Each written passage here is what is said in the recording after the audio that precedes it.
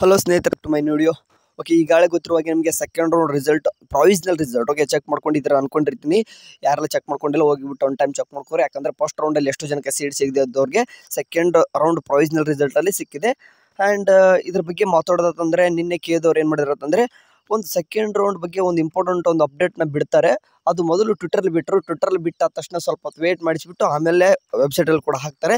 ಇದು ಏನು ಬಿಟ್ಟಿದ್ದಾರೆ ಅಂತಂದರೆ ಒಂದು ಇಂಪಾರ್ಟೆಂಟ್ ಅಪ್ಡೇಟು ಯಾರಲ್ಲ, ಯಾಕಂದರೆ ಟೈಮ್ ಜಾಸ್ತಿ ಇಲ್ಲ. ಸೊ ಹಂಗಾಗಿಬಿಟ್ಟು ಈಗಾಗಲೇ ನೋಡಿರ್ತೀರ ಅನ್ಕೊಂಡಿರ್ತೀರ, ಬಟ್ ಅದಾಗಿ ಕೂಡ ಒಂದು ಟೈಮ್ ನೋಡ್ಕೋಬೇಕು. ಆ್ಯಂಡ್ ನಿಮಗೆ ಫೈನಲ್ ರಿಸಲ್ಟ್ ಕೂಡ ಯಾವಾಗ ಬಿಡ್ತಾರೆ ಅನ್ನೋದು ಕೂಡ ಈ ವಿಡಿಯೋದಲ್ಲಿ ನಿಮಗೆ ಒಂದು ಕನ್ಫರ್ಮೇಷನ್ ಅನ್ನೋದು ಗೊತ್ತಾಗುತ್ತೆ. ಒಂದು ಟೈಮ್ ಕೇಳಿಸೋರು ಅರ್ಥ ಆಗುತ್ತೆ.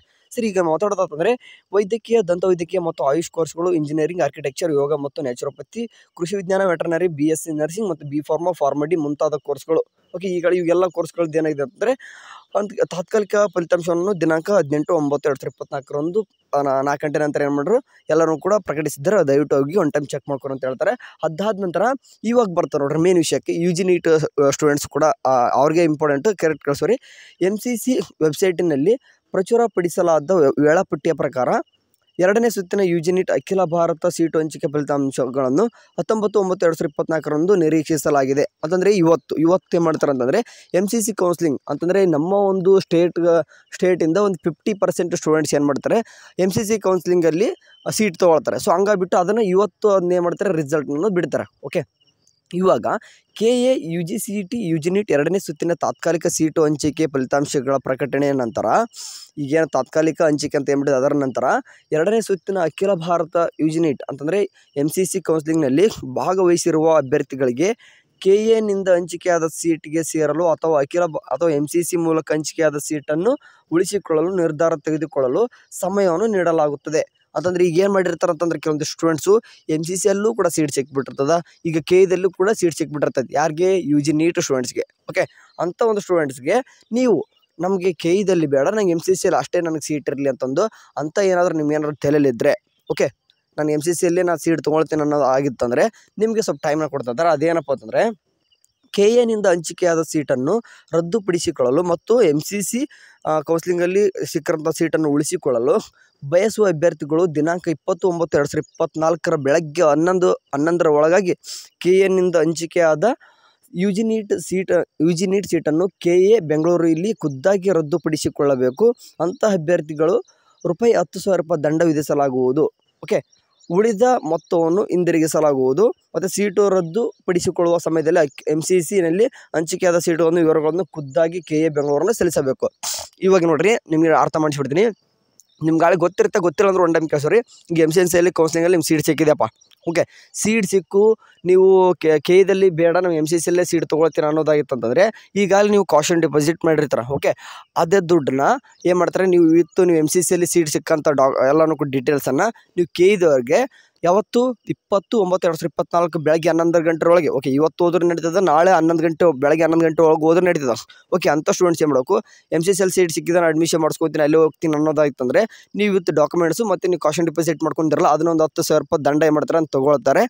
ಓಕೆ, ಅಂದರೆ ₹1,00,000 ಕಟ್ಟಿದ್ರಲ್ಲ, ಆ ₹1,00,000ದಲ್ಲಿ ₹10,000 ಇಟ್ಕೊಂಡು ₹90,000 ನಿಮಗೆ ರೀಫಂಡ್ ಮಾಡ್ತಾರೆ. ಡಾಕ್ಯುಮೆಂಟ್ಸ್ ಕೂಡ ಚೆಕ್ ಮಾಡಿ ವೆರಿಫೈ ಮಾಡಿ ಕಳಿಸ್ತಾರೆ. ಓಕೆ, ಆ್ಯಂಡ್ ಇಲ್ಲ ಯಾವುದಕ್ಕೂ ನೀವು ಸ್ವಲ್ಪ ಅಲ್ಲ ಕಾಷನ್ ಡಿಪಾಸಿಟ್ ನಾವು ಡೈರೆಕ್ಟ್ ಎಲ್ಲನೂ ರಿಫಂಡ್ ಮಾಡ್ತೀವಿ, ಇಲ್ಲ ನೀವು ಈ ಸದ್ಯಕ್ಕೆ ₹10,000 ಕೊಡಂತಂದ್ರೆ ಏನು ಮಾಡೋಕ್ಕಾಗಲ್ಲ. ಈಗ ₹10,000 ಅಂತ ಅದನ್ನು ತೊಗೊಂಡು ಹೋಗಿರಿ. ಓಕೆ, ಯಾವ ರೀತಿ ಮಾಡ್ತಾರೆ KAದವ್ರು ಅಂತ ಹೇಳಿಲ್ಲ, ಒಟ್ಟು ₹10,000 ದಂಡ ವಿಧಿಸಲಾಗುವುದು ಅಂತ ಹೇಳಿದ್ರೆ. ಓಕೆ, ಬಟ್ ಇದನ್ನ ₹10,000 ಮಾಡೋ ಅವಶ್ಯಕತೆ ಇದ್ದಿದ್ದಿಲ್ಲ. KAದವ್ರಿಗೆ ಮಾಡಿದ್ರೆ ಒಂದು 500-1000 ಮಾಡಿದ್ರೆ ಬೆಟರ್ ಇತ್ತು ಅನ್ಕೊತೀನಿ. ಯಾಕಂತಾರೆ ಹುಡುಗರು ಪಾರ್ಟಿಸಿಪೇಟ್ ಮಾಡಿರ್ತಾರೆ, ಸೀಟ್ ಸಿಕ್ಕಿರ್ತದೆ, ಅವರು ಏನು ಮಾಡೋಕ್ಕಾಗಲ್ಲ. ಓಕೆ, ಸರಿ ನೋಡ್ತೀನಿ ನೋಡ್ರಿ. ನೆಕ್ಸ್ಟ್ ಇನ್ನೊಂದು ಪಾಯಿಂಟು, ಅಭ್ಯರ್ಥಿಗಳ ಅನುಕೂಲಕ್ಕಾಗಿ KAನಲ್ಲಿ ರದ್ದಾದ ಎಲ್ಲ ಸೀಟುಗಳನ್ನು ಪರಿಗಣಿಸಿ ಮತ್ತು ಅರ್ಹ ಅಭ್ಯರ್ಥಿಗಳು 2ನೇ ಸುತ್ತಿನ ನಮೂದಿಸಿದ ಆದ್ಯತಾ ಕ್ರಮದಲ್ಲಿನ ಆಪ್ಷನ್ಸ್ಗಳೊಂದಿಗೆ 2ನೇ ಸುತ್ತಿನ ಸೀಟು ಹಂಚಿಕೆಯನ್ನು ಪುನಃ ರನ್ ಮಾಡಿ 2ನೇ ಸುತ್ತಿನ ಅಂತಿಮ ಸೀಟು ಹಂಚಿಕೆ ಫಲಿತಾಂಶವನ್ನು ಪ್ರಕಟಿಸಲಾಗುವುದು.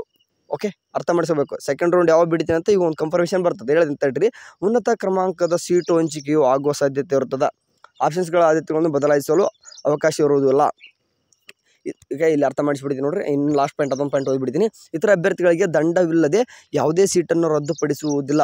ಓಕೆ, ಮುಂದಿನ ಚಟುವಟಿಕೆಗಳ ಪ್ರಕ್ರಿಯೆ ಮತ್ತು ಮಾಹಿತಿಗಳನ್ನು ಪ್ರಾಧಿಕಾರದ ವೆಬ್ಸೈಟ್ನಲ್ಲಿ ಪ್ರಕಟಿಸಲಾಗುತ್ತದೆ. ಓಕೆ, ಇಲ್ಲಿ ಅರ್ಥ ಮಾಡ್ಕೋಬೇಕು. ಈಗ ಸೆಕೆಂಡ್ ರೌಂಡ್ ರಿಸಲ್ಟ್ ಯಾವಾಗ ಬರುತ್ತೆ ಅಂತ, ಸೆಕೆಂಡ್ ರೌಂಡ್ ಫೈನಲ್ ರಿಸಲ್ಟ್ ಅನ್ನೋದು ಯಾವಾಗ ಬರುತ್ತೆ ಅಂತ ಒಂದು ಕನ್ಫರ್ಮೇಷನ್ ಗೊತ್ತಾಯಿತು. ಅಂದರೆ ಈಗ ಯಾರೆಲ್ಲ MCCಯಲ್ಲಿ ಕೂಡ ಸೀಟ್ ಸಿಕ್ಕು, ಕೆದಲ್ಲಿ ನೀಟಲ್ಲಿ ಸೀಟ್ ಸಿಕ್ಕಿರ್ತಾವೆ ನೋಡ್ರಿ. ಈಗ ಕೆದಲ್ಲಿ ನೀಟಲ್ಲಿ ಸೀಟ್ ಸಿಕ್ಕಿರ್ತಾಗ ಬಿಟ್ಟು ಯಾರೆಲ್ಲ MCC ಓನ್ಲಿ ನಾನು ಆ ಸೀಟ್ ಅಡ್ಮಿಷನ್ ಮಾಡಿಸ್ಕೊತೀನಿ ಅಂತಂದರೆ ಅದನ್ನೆಲ್ಲನೂ ಕೂಡ ಡಾಕ್ಯುಮೆಂಟ್ಸ್ ತೊಗೊಂಡೋಗಿ 10,000 ರೂಪಾಯಿ ದಂಡ ಕಟ್ಟಿ ಮಾಡ್ತೀರಾ, ನೀವು MCCಯಲ್ಲಿ ಎಲ್ಲರೂ ಕೂಡ ಹೋಗ್ತೀರಾ. ಬಟ್ ರಿಮೈನಿಂಗ್ ಸ್ಟೂಡೆಂಟ್ಸ್ ಅವಾಗ ಏನಾಗುತ್ತೆ, ಈಗ ನೀಟಲ್ಲಿ ಸೀಟ್ ಫ್ರೀ ಆತಲ್ವಾ, ಸೊ ಅವಾಗ ಈ ನೀಟಲ್ಲಿ ಫ್ರೀ ಆಗಿರ್ತೈತಿ. ಹೆಂಗೆ ಫ್ರೀ ಆಯಿತು, ನೀಟಲ್ಲಿ ಸಿಕ್ಕಂಥದ್ದು ಸೀಟ್ನ ರದ್ದು ಮಾಡ್ಕೊತಾರೆ. ಯಾಕಂದರೆ MCCಗೆ ಹೋಗ್ಬಿಡ್ತಾರೆ ಆಟೋಮೆಟಿಕ್ಗೆ. ಸೊ ಅಂಥ ಒಂದು ಸೀಟ್ಗಳನ್ನ ಏನು ಮಾಡ್ತಾರೆ, ರಿಫೈನ್ ಮಾಡಿಬಿಟ್ಟು ಅಂದರೆ ಸಾಫ್ಟ್ವೇರ್ ಇನ್ನೊಮ್ಮೆ ಅಪ್ಡೇಟ್ ಮಾಡಿಬಿಟ್ಟು ಯಾರೆಲ್ಲ ಒಬ್ಬೊಬ್ಬರಿಗೆ ನೋಡ್ರಿ ದೂರ ಅಂದರೆ ಪ್ರಿಯಾರಿಟಿಲಿ ಕೆಲವೊಂದಿಷ್ಟು ದೂರ ಸಿಕ್ಕಿರುವಂಥ ಕಾಲೇಜು ಅಥವಾ ಪ್ರಿಯಾರಿಟಿಲಿ ಸ್ವಲ್ಪ ಹಿಂದೆ ಸಿಕ್ಕಿರುವಂಥ ಕಾಲೇಜಸ್ಗೆ ಈಗ ಚೆನ್ನಾಗಿರೋ ಕಾಲೇಜಸ್ ಸಿಗ್ತಾ ಹೋಗ್ತವೆ.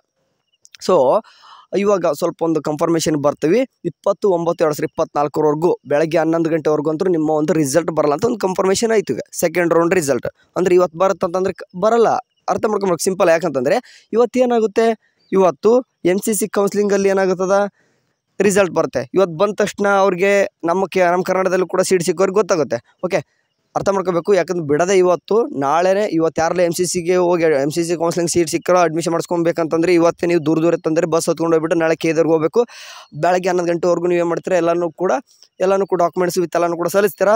ಅದನ್ನೆಲ್ಲ ನೋಡಿಬಿಟ್ಟು ಕೇದರ್ ವರ್ಕ್ ಮಾಡಿಬಿಟ್ಟು ನಾಳೆ ಸಾಯಂಕಾಲ ಅಥವಾ ನಾಳೆ 11 ಗಂಟೆಗೆ ಮುಗಿತು, 11 ಗಂಟೆ ನಂತರ ಯಾವಾಗಾದರೂ ಬರ್ಬೋದು. ಇದನ್ನು ಮಾತ್ರ ಹೇಳಬಲ್ಲೆ.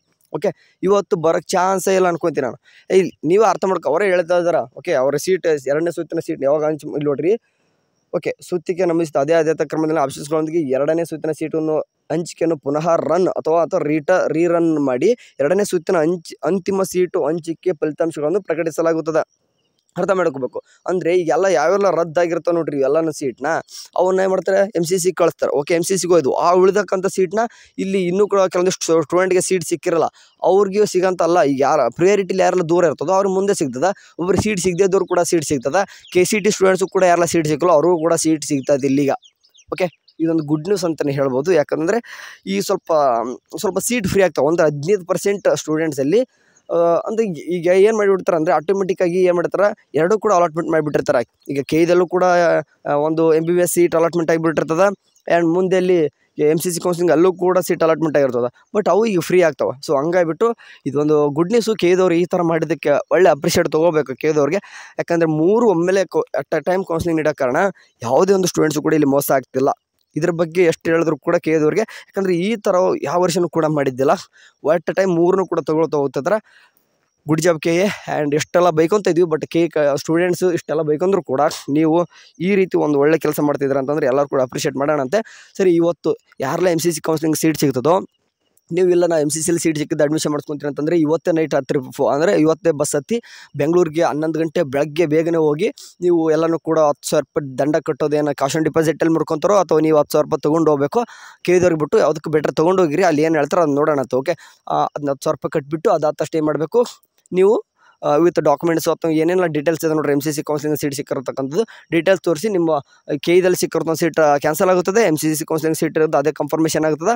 ಅವಾಗ ನೀವು ಅಲ್ಲಿ ಅಡ್ಮಿಷನ್ ಮಾಡಿಸ್ಕೊರಿ, ಇಲ್ಲಿ ಸೀಟ್ ಫ್ರೀ ಆಗ್ತವೆ.